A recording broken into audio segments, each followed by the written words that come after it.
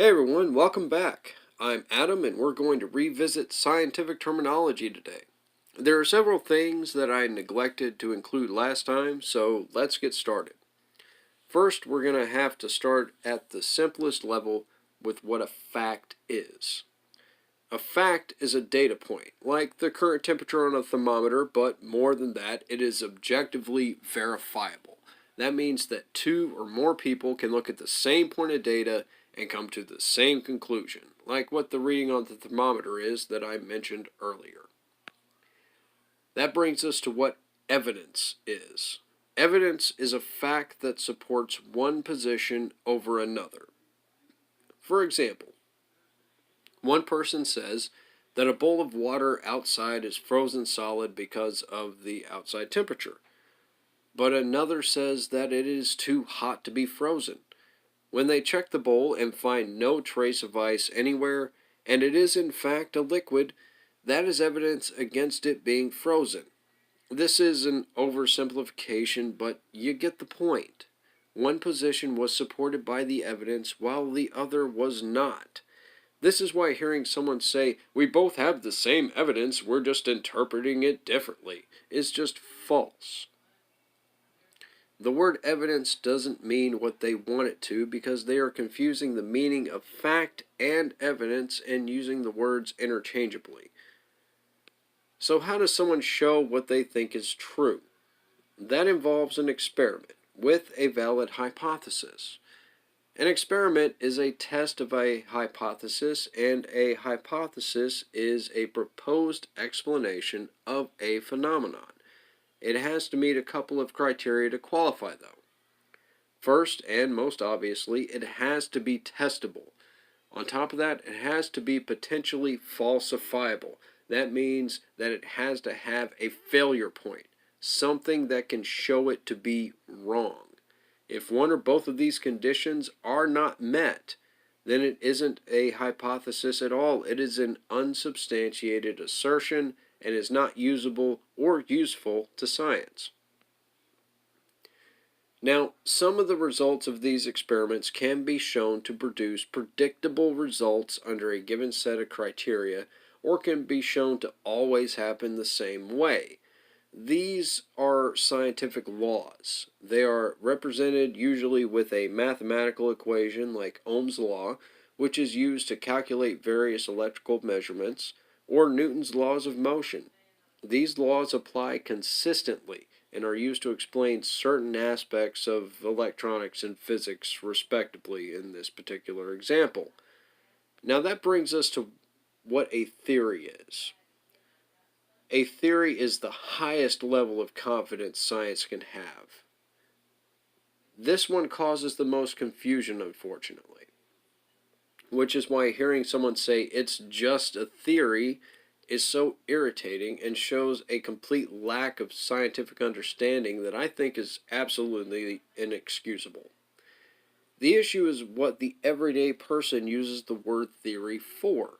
To the everyday person, it means a blind guess or an assumption. In science, however, this is not the case at all. A scientific theory is a body of knowledge with predictive ability and the power to explain and observe phenomena, and it contains all the associated laws and hypotheses that are associated with that particular phenomena.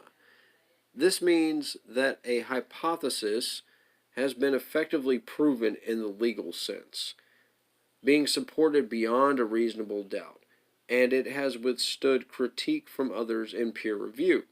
We'll talk more about peer review in a bit. Now, a theory cannot be completely proven as they need to remain open to change, and the possibility exists that new information may present a more complete picture of the phenomena being studied. This is why even a theory as controversial as evolution is a fact and is just as valid as electric theory, atomic theory, the theory of gravity, and every other scientific field of study. Now, if you want to disprove a theory, that's not enough. You have to submit your own theory to replace it. Now, it has to explain the current data better and provide testable predictions as well. That's why Newtonian physics are still taught and used, because they work for the simple stuff here on Earth, even though they break down around large gravity wells, which is where Einstein's relativity comes into play. Now we need to talk about what the scientific method is, which is the core of modern science. The scientific method is the process that allows us to make testable and potentially falsifiable predictions about a given phenomena and test them. At its simplest, you start with an observation, you devise a valid hypothesis, test it, and refine it as needed. This process effectively eliminates bias. So if you're bringing bias into this process, you're doing it wrong. You start with not knowing and wondering why, and through experimentation, you continue until you provide an answer.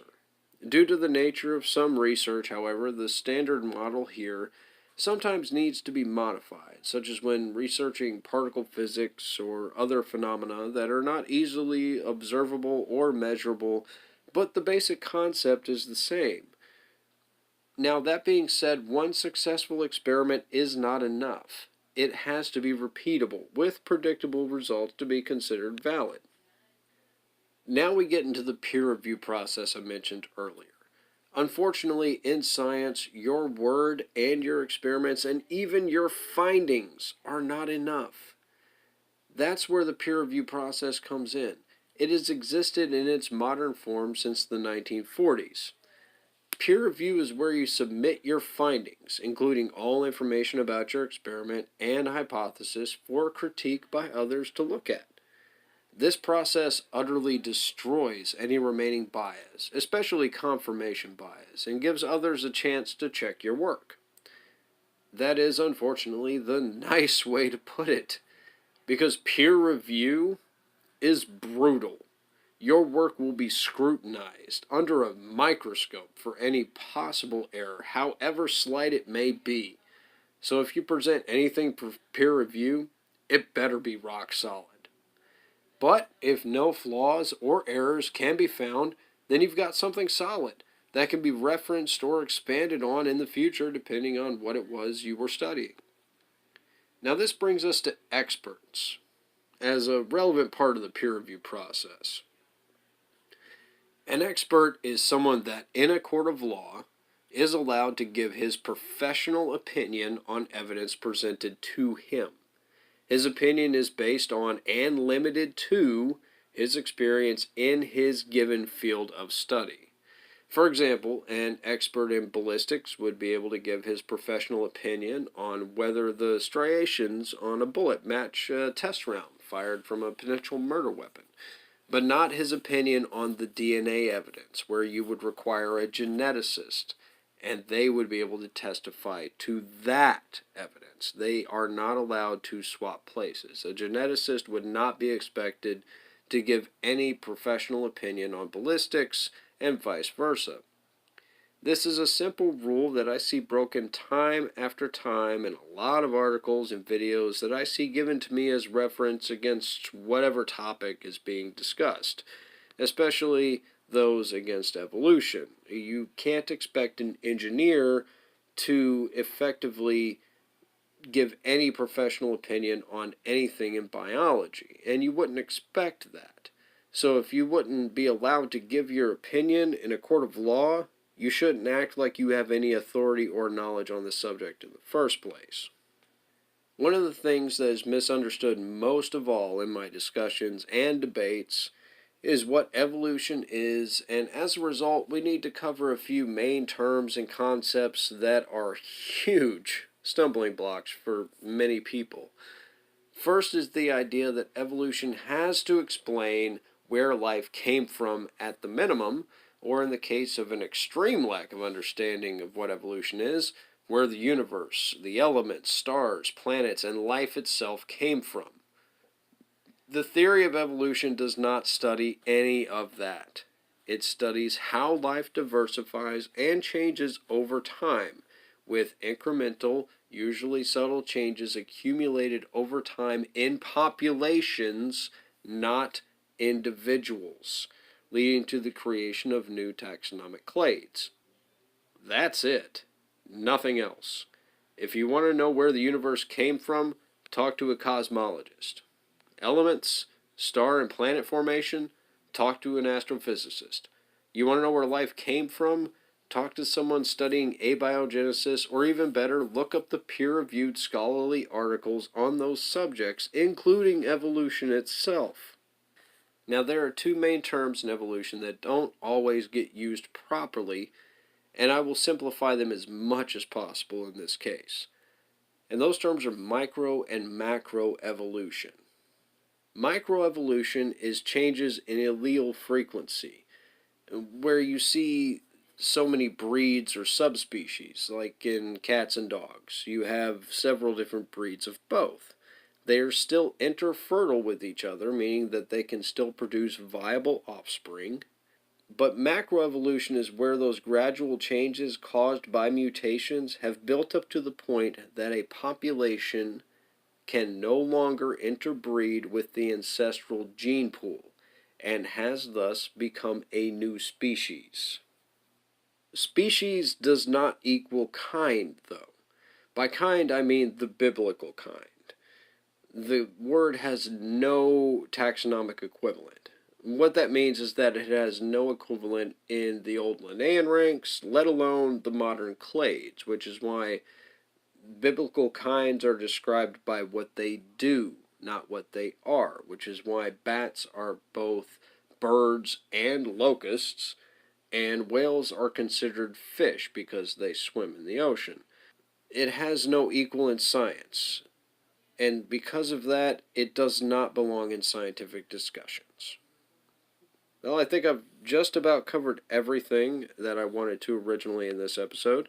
As always, like and subscribe.